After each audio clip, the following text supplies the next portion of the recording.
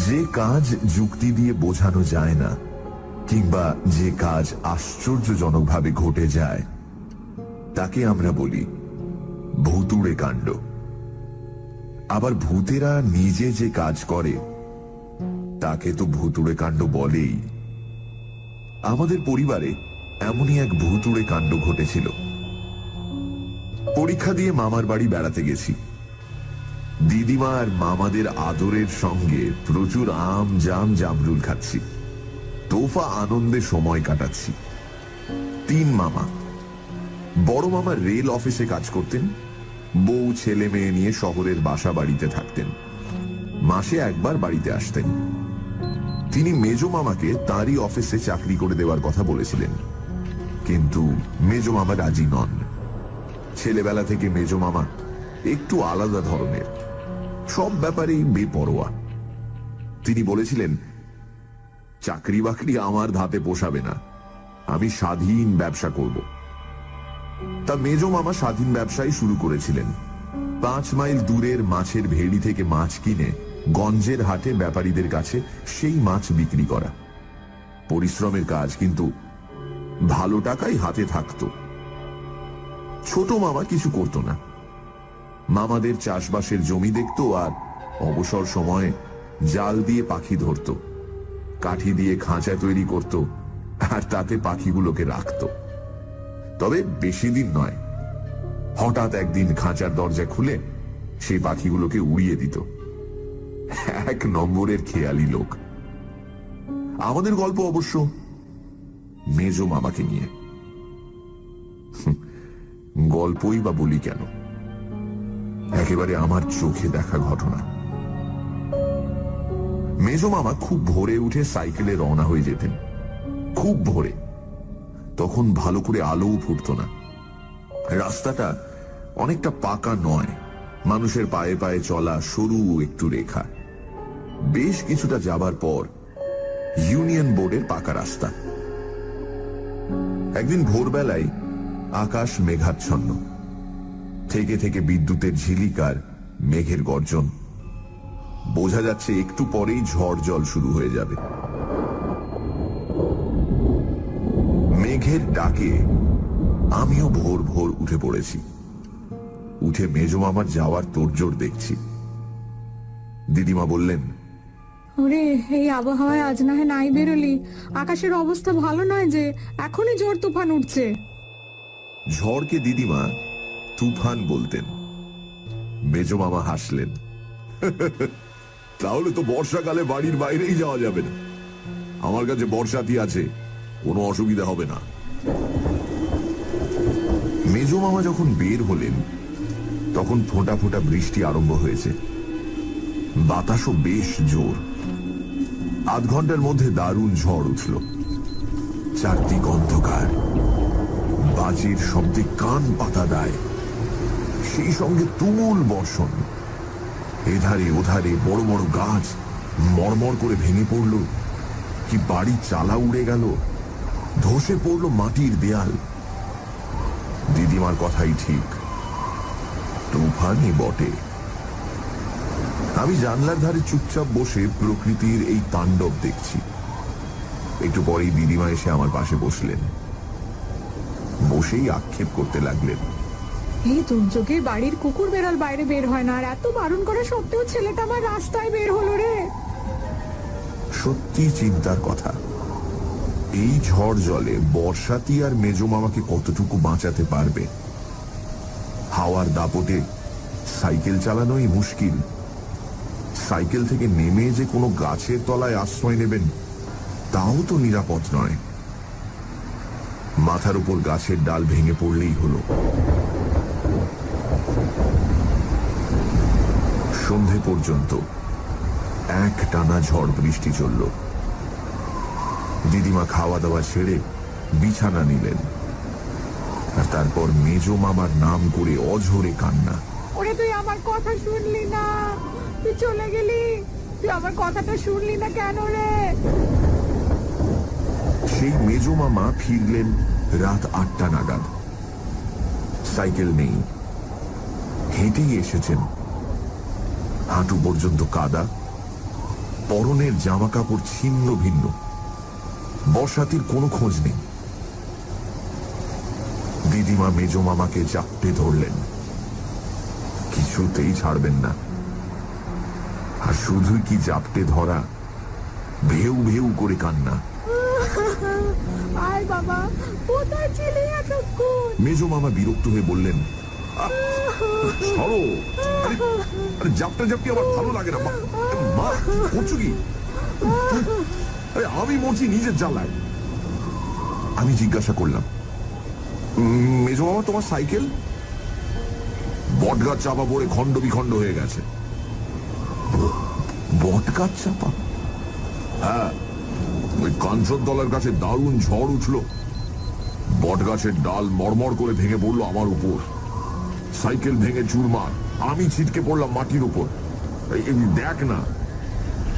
মেজ মামা চুল সরিয়ে দেখালেন, মাথার এক জায়গায় রক্ত জমে কালো হয়ে আছে। তারপর থেকে মেজ মামা কেমন যেন বদলে গেলেন। মাছের ব্যবসা বন্ধ, সারাটা দিন ঘুমিয়ে কাটাতেন, সারাটা দিন ঘুমিয়ে কাটাতেন। রাতে বেরিয়ে যেতেন, বিড়ালটার কি হল? কখন ফিরতেন কে জানে। ওভাবে চেঁচিয়ে উঠলো, দিদিমা অনেক বলতেন, কিন্তু মেজ মামা নির্বিকার। ওভাবে চেঁচিয়ে উঠলো কেন? শেষকালে দিদিমার নির্দেশে আমি শুতাম মেজ মামার সঙ্গে, অবশ্য আলাদা খাটে। একদিন খুব ভোরে মেজ মামার ডাকে ঘুম ভেঙে গেল। এই এই ওঠ, এই ওঠ, এক কাপ চা খাওয়াতে পারবি? এই, ঘরের কোণে স্টোভ ছিল, তাকের ওপর চা, চিনি, কাপ ডিশ। আগে আগে ভোরে বের হবার সময় মেজ মামা নিজেই চা করে খেতেন। ঘুম জড়ানো গলায় বললাম, তুমি নিজে করে খাও না। মেজ মামা যেন ভয় পেয়ে গেলেন। না, আমি আগুনের কাছে যেতে পারবো না, আমার ভয় করে। ভয় করে কথাটা মেজ মামার মুখে নতুন শুনলাম। মেজ মামা চিরকাল দুর্দান্ত প্রকৃতির, দারুণ সাহস। সেই দুর্ঘটনার পর থেকে মেজ মামা যেন কুঁকুড়ে গেছেন, কারো সঙ্গে ভালো করে কথাও বলেন না। কেউ ডাকতে এলে বলে দেন, বল আমি বাড়িতে নেই। আরো আশ্চর্যের কাণ্ড, মাথার একদিকে রক্ত জমে থাকাটা একই রকম রয়ে গেল।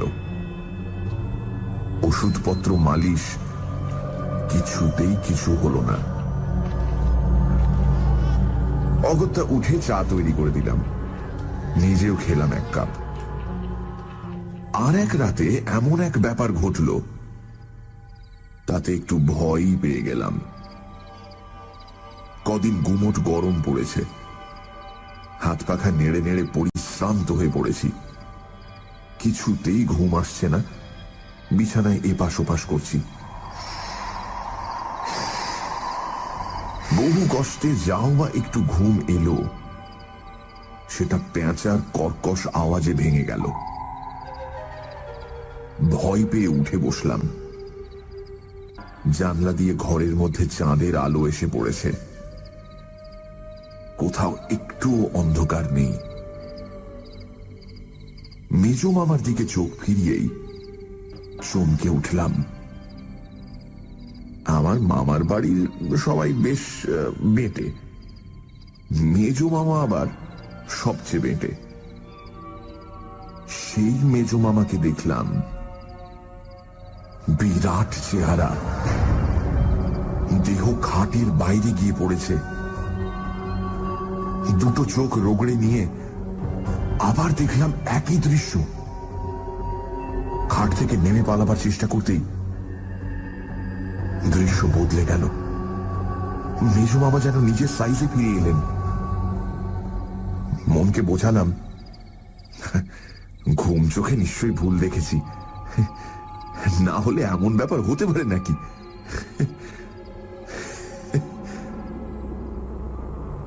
এ কথা কাউকে কোনোদিন বলিনি, জানি কেউ বিশ্বাস করবে না, কিন্তু এরপর যা ঘটল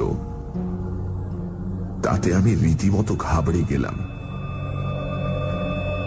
এক রাতে হঠাৎ ঘুম ভেঙে দেখি মেজ মামা বিছানায় নেই। ভাবলাম প্রাকৃতিক প্রয়োজনে বাইরে গেছেন, এখনই ফিরবেন, কিন্তু অনেকক্ষণ কেটে গেল, মেজ মামা ফিরলেন না।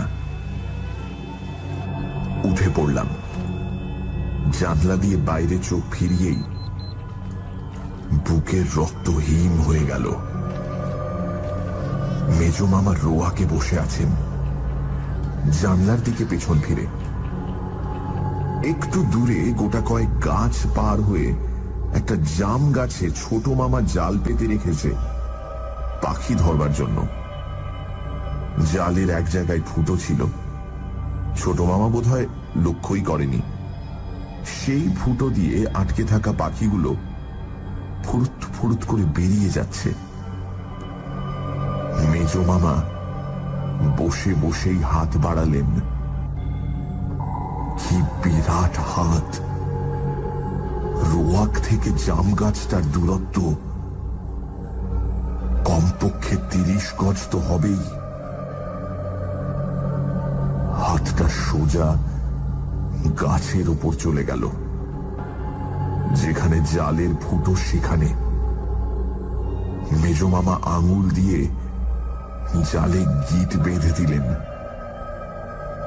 পাখিদের পালানো বন্ধ হলো। আমি বুকের ওপর হাত চেপেও দুপ দুপ শব্দ বন্ধ করতে পারলাম না। মনে হলো এক্ষুনি অজ্ঞান হয়ে যাব। কোন রকমে কাঁপতে কাঁপতে খাটের উপর শুয়ে পড়লাম। কখন ঘুমিয়ে পড়েছি জানি না। ভোরে উঠে দেখি মেজ মামা খাটে শুয়ে অঘোরে ঘুমোচ্ছেন। আশ্চর্য কাণ্ড, দরজা ভেতর থেকে বন্ধ। কাল রাতে মেজ মামা যখন রোয়াকে বসে, তখন লক্ষ্য করেছি দরজায় ছিটকিনি। তাহলে মেজ মামা বাইরে গেলেন কি করে? বন্ধ দরজা দিয়ে ঘরের মধ্যেই বা কি করে ঢুকলেন? ঠিক করে ফেললাম, আর মামার বাড়ি নয়, কোনো একটা অছিলায় বাড়ি পালাবো। এটাও কি চোখের ভুল? দুবার এরকম চোখের ভুল এটা হতে পারে কখনো?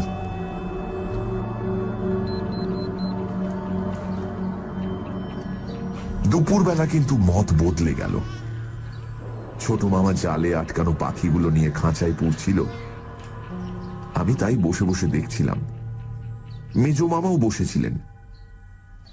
বেশিরভাগই ওই মুনিয়া আর টুনটুনি পাখি। একটা শুধু বড় আকারের টিয়া, গাঢ় সবুজ রং, লাল চোখ, কিছুতেই ধরা দেবে না। ছোট মামার হাতে ঠুকরে রক্ত বের করে দিল। আমি তো তখন দেখছিলামই, আরো একটা জিনিস লক্ষ্য করছিলাম। আর চোখে দেখছিলাম উঠোনে মেজ মামার ছায়া পড়েছে কিনা, আর তার পায়ের আঙুলগুলো উল্টো দিকে কিনা। দেখে হাঁপ ছেড়ে বাঁচলাম। উঠোনের ওপর মেজ মামার রীতিমতো ছায়া পড়েছে, আর তার পায়ের আঙুলগুলো একেবারে স্বাভাবিক। তার মানে রাতে নিশ্চয়ই আমি বিদঘুটে স্বপ্ন দেখেছি। ওই পেট গরম হলে যা হয়, পেট ঠান্ডা করার জন্য রোজ সকালে একটা করে ডাব খেতে হবে।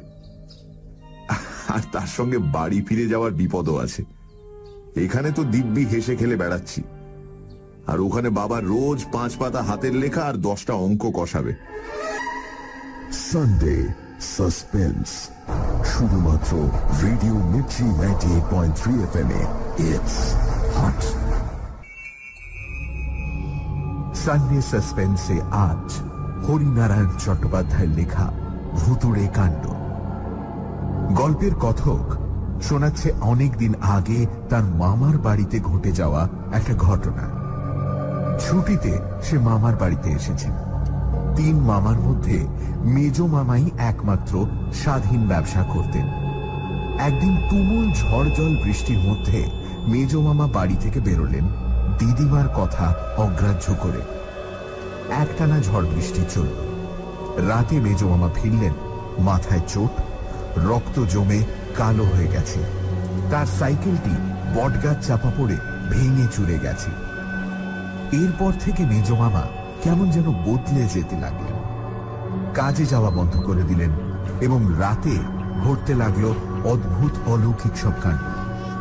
কিন্তু মেজ মামার তো ছায়া পড়ছে, আর তার পায়ের আঙুলগুলো তো উল্টো নয়। তাহলে নিশ্চয়ই সবটাই দুঃস্বপ্ন।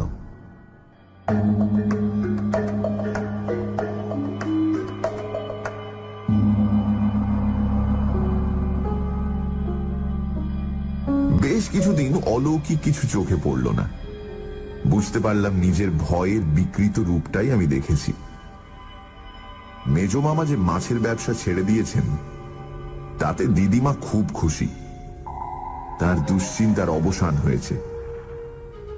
কিন্তু আমি ভাবি মেজ মামার চলবে কি করে। একদিন জিজ্ঞাসাই করে ফেললাম,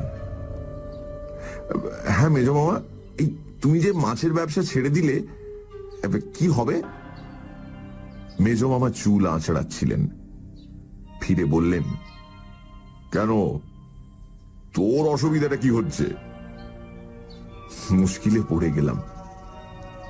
সামনে গিয়ে বললাম, না অসুবিধা আর কি, আগে তুমি মাঝে মাঝে বড় বড় মাছ আনতে। আমাকে থামিয়ে দিয়ে মেজ মামা বললেন, ও এই কথা, তোকে আজই বড় মাছ খাওয়াচ্ছি। মেজ মামা বেরিয়ে গেলেন আর ফিরলেন হাতে একটা প্রকাণ্ড রুই মাছ নিয়ে। আমি তো অবাক। আচ্ছা মেজ মামা, এর মধ্যে এত বড় মাছ পেলে কোথায়?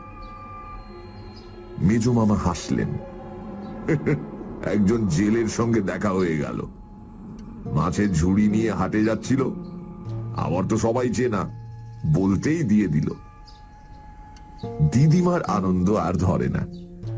বঁটি নিয়ে এসেই মাছ কুটতে বসলেন। আমি কাছে দাঁড়িয়ে রইলাম। রোজ ছাইরঙা একটা উটকো বেড়াল এ বাড়িতে আসতো খাবারের সন্ধানে। সেদিনও সে এসে হাজির। বঁটির পাশে আঁশের স্তূপ। বেড়ালটা এগিয়ে এসে আঁশে মুখ দিয়েই বিকট স্বরে ম্যাও করে উঠল। অস্বাভাবিক স্বর। কেউ যেন তার গলা টিপে ধরেছে। তারপর ল্যাজটা খাড়া করে সোজা পাঁচিলের উপরে গিয়ে উঠল। দিদিমাও ব্যাপারটা লক্ষ্য করছিলেন। তিনি বললেন, বেড়ালটা কি হলো বলতো? ওভাবে চেঁচিয়ে উঠলো কেন? গলার কাঁটা ফুটলো নাকি? কিন্তু আমি স্পষ্ট দেখেছি বেড়ালটা একটা আঁশও মুখে তোলেনি। খাওয়া তো দূরের কথা, কেবল শুঁকেই ওই রকম চিৎকার করে উঠল। গোটা ব্যাপারটা কেমন যেন অদ্ভুত মনে হয়েছিল। এমনকি দিদিমা যখন একটা কলা পাতায় বড় মাছের টুকরো ভেঙে আমায় খেতে ডাকলেন, তখন একটু ইতস্ততই করেছিলাম। তারপর মনে সাহস এনে মাছের টুকরো মুখে দিয়ে আশ্বস্ত হয়েছিলাম, না, কোনো গোলমেলে ব্যাপার নেই, দিব্যি সুস্বাদু মাছ। কত অল্পেতে আমরা ভয় পেয়ে যাই। বেড়ালটার ওভাবে চিৎকার করে ওঠার হাজার কারণ থাকতে পারে।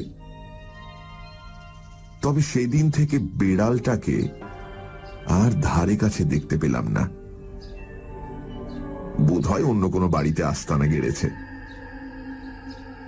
এতদিন কথাটা দিদিমা কিংবা ছোট মামাকে বলিনি, কারণ প্রথমত সব ব্যাপারটা নিজেই ঠিক বিশ্বাস করে উঠতে পারিনি।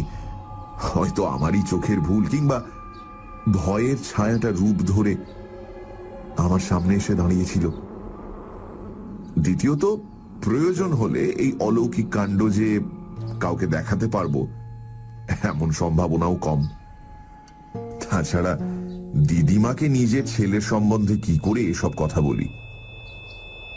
তবে আমি মনে মনে ঠিক করে রেখেছিলাম, আর একবার এরকম বিভৎস দৃশ্য চোখে পড়লেই মামার বাড়ি ছেড়ে পালাবো। এখানে আদর যত্নের লোভে তো আর বেঘরে প্রাণ দিতে পারি না। তারপর বেশ কিছুদিন সব স্বাভাবিক, কোথাও কোনো গোলমাল হলো না। মেজ মামা অবশ্য মাছের ব্যবসায় আর গেলেন না, বাড়িতেও বিশেষ থাকতেন না, কোথায় কোথায় ঘুরে বেড়াতেন কে জানে। দিদিমা জিজ্ঞাসা করলে বলতেন, একটা কিছু করবার চেষ্টায় আছি, কতদিন আর চুপচাপ বসে থাকবো। তারপরই অঘটন ঘটল। মাঝরাতে বাথরুমে যাবার প্রয়োজনে বাইরে বেরিয়ে দেখি ছোট মামা রোয়াকের এক কোণে দাঁড়িয়ে একেবারে পাথরের মূর্তির মতন নিস্পন্দ, নিশ্চল। আমি কাছে যেতেই আঙুল দিয়ে বাগানের দিকে দেখালো, আর তারপর আমি যা দেখলাম তাতে আমার মাথা ঘুরে গেল। একটা গাছের ডালে মেজ মামা পা ঝুলিয়ে বসে। মেজ মামা মানে মুখটা মেজ মামার, কিন্তু দেহটা বিরাট। মাথাটা প্রায় গাছের মগডালে ঠেকেছে, পা দুটো মাটির অল্প উপরে। কি সব খেয়ে খেয়ে বাগানের মধ্যে ছুঁড়ে ফেলছেন। একটা ছিটকে এসে রোয়াকের উপর পড়তে নিচু হয়ে দেখেই চমকে উঠলাম। রক্ত মাখা হাড়ের টুকরো, সমস্ত শরীর থরথর করে কেঁপে উঠল। মনে হলো এক্ষুনি বুঝি অজ্ঞান হয়ে লুটিয়ে পড়ব। ছোট মামা আমার অবস্থাটা বুঝতে পেরে আমার হাতটা শক্ত করে ধরে ঘরের মধ্যে নিয়ে এসেছিল। তারপর দিন 15 কি হয়েছে আমি জানি না। দারুণ জ্বরে আমি প্রায় বেহুঁশ। দিদিমা চেয়েছিলেন আমার বাবাকে খবর দিতে, কিন্তু ছোট মামা অনেক বুঝিয়ে তাকে নিরস্ত করেছিল। ছোট মামা বলেছিল, শুধু ভয় পেয়েই আমার এই জ্বর। ডাক্তারেরও তাই মত। এর মধ্যে বাবাকে টেনে নিয়ে এলে আসল ব্যাপারটা তাকে জানাতে হবে। স্বাভাবিকভাবেই কথাটা বাবা বিশ্বাস করবেন এটা আশা করা যায় না। অথচ তার পরের দিন সকালে দিদিমার পোষা ছাগলটা নিখোঁজ। খুঁজতে খুঁজতে বাগানের মধ্যে তার ছিন্ন মুন্ডটা পাওয়া গিয়েছিল। চারদিকে রক্ত মাখা যেসব হাড়ের টুকরো পাওয়া গেল, সেগুলো যে ছাগলেরই হাড় সে বিষয়ে কোনো সন্দেহ নেই। কিন্তু এমন কথা কে বিশ্বাস করবে, বিশেষ করে শহরের লোক? মেজ মামা নাকি আশ্চর্যভাবে শান্ত হয়ে গিয়েছিলেন। হাঁটুর উপর মাথাটা রেখে চুপচাপ বসে থাকতেন ঘরের মধ্যে। হাজার ডাকে সাড়া দিতেন না। খেতে ডাকলে রুক্ষ কণ্ঠে উত্তর দিতেন, খিদে নেই, আমার শরীর খারাপ। দিদিমা যে মেজ মামাকে এত ভালোবাসতেন, সেই দিদিমা ছোট মামার কাছে সব শুনে মেজ মামার ধারে কাছে ঘেঁষতে চাইলেন না। আমি যখন সেরে উঠলাম ততদিন ব্যাপারটা অনেক দূর এগিয়েছে। শোবার ব্যবস্থা পাল্টে গেছে। এক ঘরে আমরা 3 জন শুতাম। এক পাশে দিদিমা, অন্য পাশে ছোট মামা, আর মাঝখানে আমি। সারা রাত ঘরে আলো জ্বলত।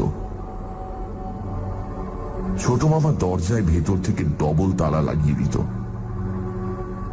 আমরা সবাই জানতাম অলৌকিক শক্তির পক্ষে এ তালা কোনো বাধাই নয়, কিন্তু তবু বারণ করতে পারিনি। ছোট মামা আর আমি ওই দৃশ্য দেখার পর আমি আগে যা দেখেছি সমস্তটা দিদিমা আর ছোট মামাকে বলেছি। ছোট মামা বলল, কথাটা আগেই তোমার বলে দেওয়া উচিত ছিল, তাহলে আরো আগে ব্যবস্থা নিতে পারতাম। কি ব্যবস্থা নেওয়া হবে তাও ছোট মামা বলল। সানডে সাসপেন্স, শুধুমাত্র রেডিও মির্চি 98.3 FM এ। It's hot. সানডে সাসপেন্সে আজ হরিনারায়ণ চট্টোপাধ্যায়ের লেখা ভুতুড়ে কাণ্ড। মেজ মামা মাছের ব্যবসা ছেড়ে দিয়েছেন। বাড়িতে একটা বেড়াল আসতো। একদিন বেড়ালটা প্রচন্ড ভয় পেল আর তারপর থেকে বাড়িতে আসা বন্ধ করে দিল। একদিন রাতে মেজ মামা একটা উঁচু গাছের মাথায় বসে রক্ত মাখা হাড়ের টুকরো খাচ্ছিলেন। এই দৃশ্য দেখে গল্পের কথক অসুস্থ হয়ে পড়ল। সেরে উঠে সে তার ছোট মামাকে জানালো তার আগে দেখা অলৌকিক কাণ্ড। ছোট মামা সব শুনে বললেন, আগে জানলে উপযুক্ত ব্যবস্থা নেওয়া যেত। তারপর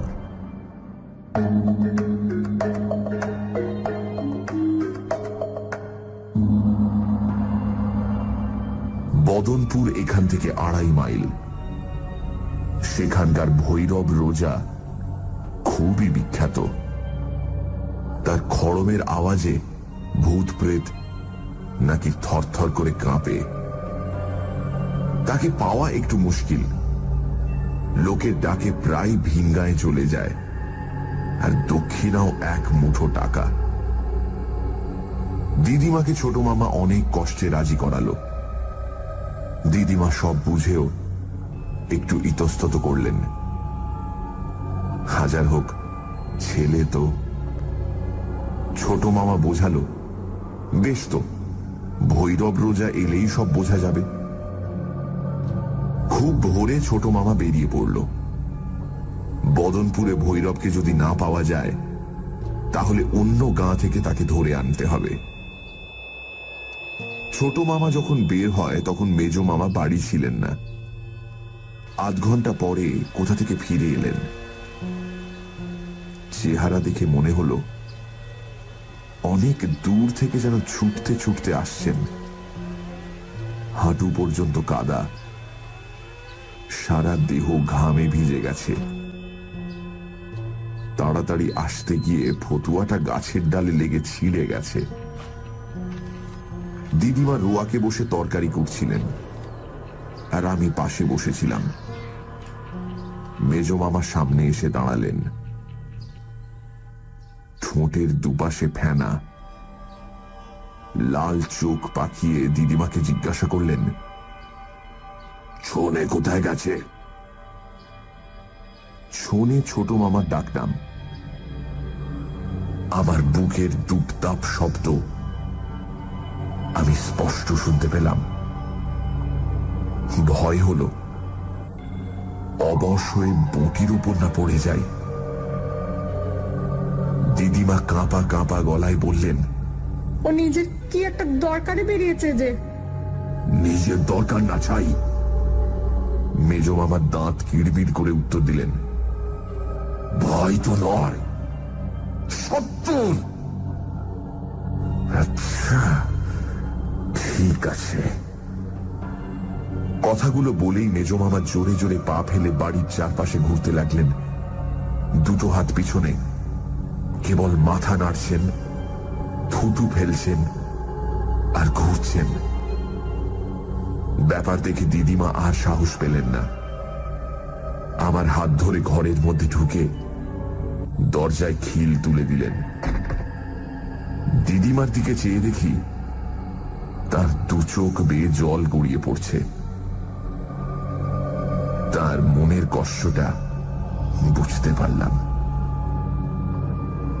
যতক্ষণ মেজ মামা বাড়ি চারদিকে ঘুরতে লাগলেন, ততক্ষণ আমি আর দিদিমা ঘরের এক কোণে চুপচাপ বসে রইলাম। কিছুক্ষণ পরে মেজ মামাকে আর দেখা গেল না। দিদিমা উঠে জানলা দিয়ে দেখে যখন নিঃসন্দেহ হলেন যে মেজ মামা ধারে কাছে কোথাও নেই, তখন আমাকে খেতে দিলেন। নিজে কিচ্ছু খেলেন না। ছোট মামা এলে একসঙ্গে খাবেন। আমি খাবো কি? তখনও শরীর থরথর করে কাঁপছে। মনে হচ্ছে কিছু খেলেই বোধহয় বমি হয়ে যাবে। মনে মনে ঠিক করে ফেললাম, কোনো রকমে আজকের রাতটা কাটিয়ে কাল সকালেই বাড়ি রওনা হব। এখানে এইভাবে ভয় কুঁকড়ে থাকলে খুব শিগগিরই শক্ত অসুখে পড়ে যাব হয়তো। ছোট মামা ফিরল বেলা 2:30 নাগাদ, সাইকেল রিকশায়, সঙ্গে ভৈরব রোজা। আমি জানলা দিয়ে দেখতে লাগলাম। ভৈরবের পরনে লাল টুকটুকে কাপড়, গায়ে কোনো জামা নেই, গলায় অনেকগুলো রুদ্রাক্ষের মালা, আর দু হাতে রুদ্রাক্ষের তাগা। লাল দুটি চোখ, কপালে সিঁদুরের ফোঁটা, ঝাঁকড়া পাকা চুল কাঁধ পর্যন্ত এসে পড়েছে।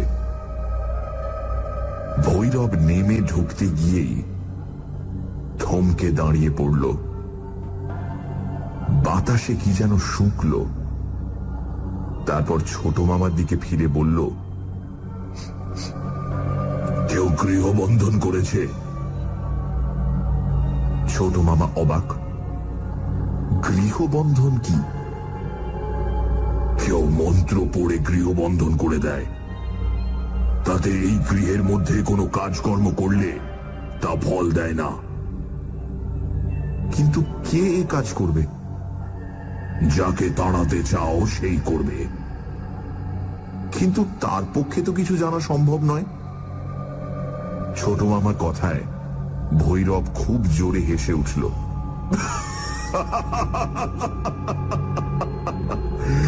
প্রেতাত্মার পক্ষে সবকিছু জানতে পারাই সম্ভব। মানুষের চেয়ে তারা অনেক বেশি শক্তির অধিকারী হয়। তাহলে উপায়? উপায় আছে বই কি। তুমি আগে সাইকেল রিক্সাকে তো বিদায় করো। ছোট মামা সাইকেল রিক্সার ভাড়া মিটিয়ে দিল। ভৈরব পাশে রাখা ঝোলা থেকে একটা মাটির সরা বের করল। তার উপর 4টে পাকা লঙ্কা, এক মুঠো সর্ষে, কতকগুলো কুশের ডগা রাখল। তারপর রাস্তার উপরই বসে পড়ে বিড় বিড় করে মন্ত্র পড়তে লাগলো।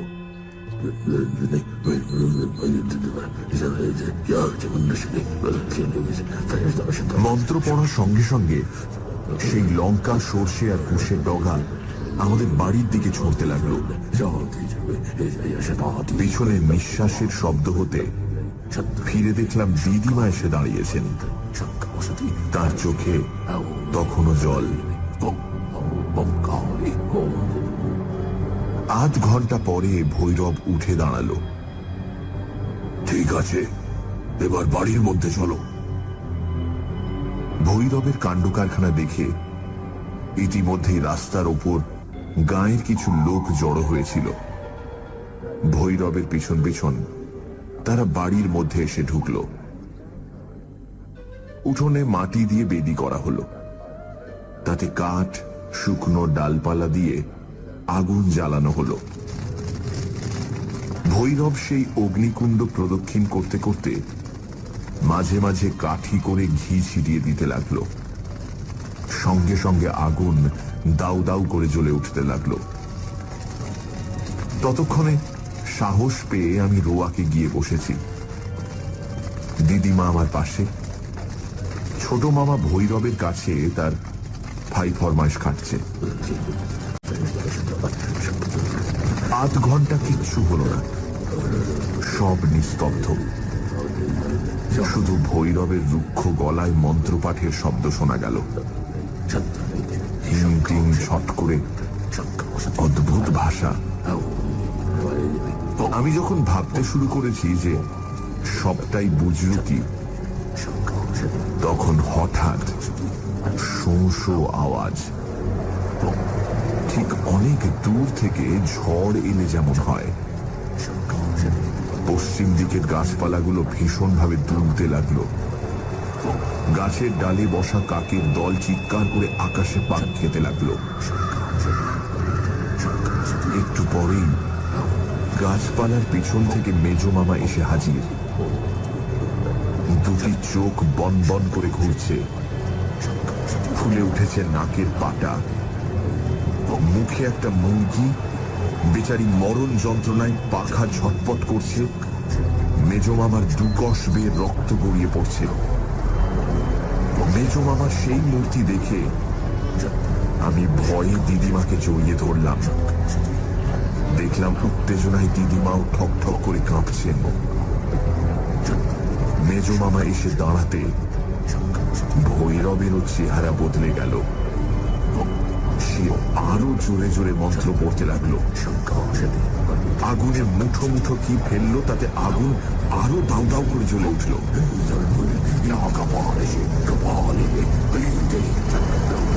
মেজো মামা এগোতে পারলেন না, গাব গাছের তলা পর্যন্ত এসে দাঁড়িয়ে পড়লেন। বিশ্রীভাবে ভৈরবকে গালাগাল দিতে লাগলেন।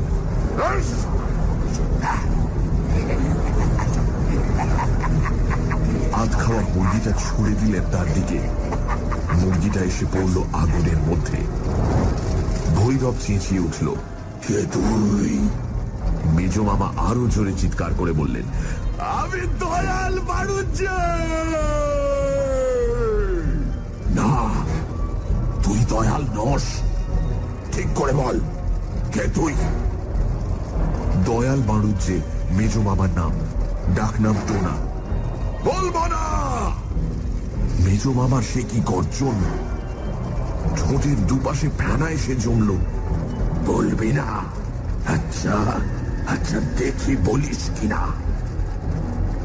ভৈরব পাশে পড়ে থাকা ঝাঁটাটা তুলে নিয়ে ঘটের উপর মারতে লাগলো। সঙ্গে সঙ্গে মেজো মামা আর্তনাদ করে উঠলেন। মনে হলো ঝাঁটার প্রত্যেকটি ঘা যেন তার দেহেই পড়ছে। বলছি বলছি, আর মারিসনি। মেজো মামা গাছতলায় বসে পড়লেন। ভৈরব ঝাঁটা আছড়ানো শব্দ বন্ধ করল।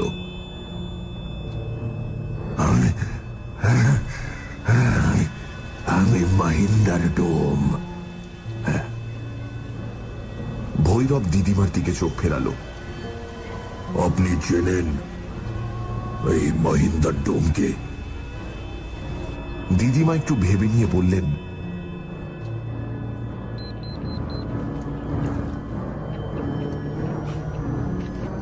মেজো মামা আর বলবো না, মহিন্দারই বলি। মহিন্দার সব চুপচাপ শুনল। দিদিমার কথা শেষ হতে বলল, মা ঠাকুরুন ঠিক বলেছেন। শিবে আমার মাথায় লাঠি মেরেছিল। শিবে শিবে আমিও শোধ নিয়েছি। শিবের গোষ্ঠীর ঘাড় মোটকে পগারে ফেলে দিয়েছি। ওর বংশে বাতি দিতে আর কেউ নেই। তুই দয়ালের দেহে এলি কি করে? সেদিন খুব ঝড় জলের সময় দয়াল সাইকেলে চেপে বট গাছের তলা দিয়ে যাচ্ছিল। ওইটাই আমার আস্তানা। হঠাৎ মোটা একটা ডাল ভেঙে পড়লো দয়ালের মাথার উপর। দয়াল খতম। তার সাইকেল চিড়ে চেপটা। আমি দেখলাম এমন সুযোগ আর পাবো না। অমাবস্যায় বামুনের মরা। অনেক বছর দেহহীন হয়ে ঘুরে বেড়াচ্ছি। সুসর করে ঢুকে পড়লাম, সুসর করে।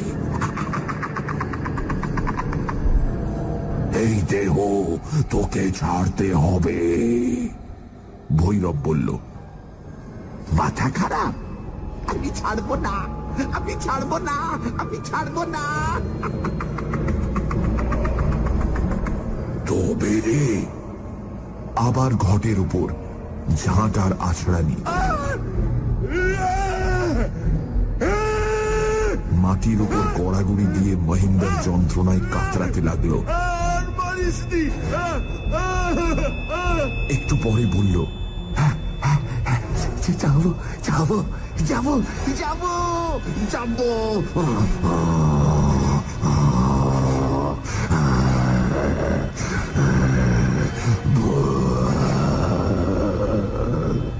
কি করে বুঝবো তুই গেছিস? কি করতে হবে, কি করতে হবে বলো, কি করতে হবে, কি করতে হবে? ভৈরব এদিক ওদিক দেখল। উঠোনের একপাশে মরচে ধরা একটা বর্গা পড়েছিল। সেই দিকে আঙুল দেখিয়ে ভৈরব বলল, ওটা দাঁতে করে তুলে নিয়ে যেতে হবে। আর একটা কথা, বলো। গা থেকে 50 মাইল দূরে চলে যেতে হবে। ঠিক আছে, কাশনদীপুরের শ্মশানে আস্তানা বাঁধবো। এদিকে আর আসবো না, আর আসবো না।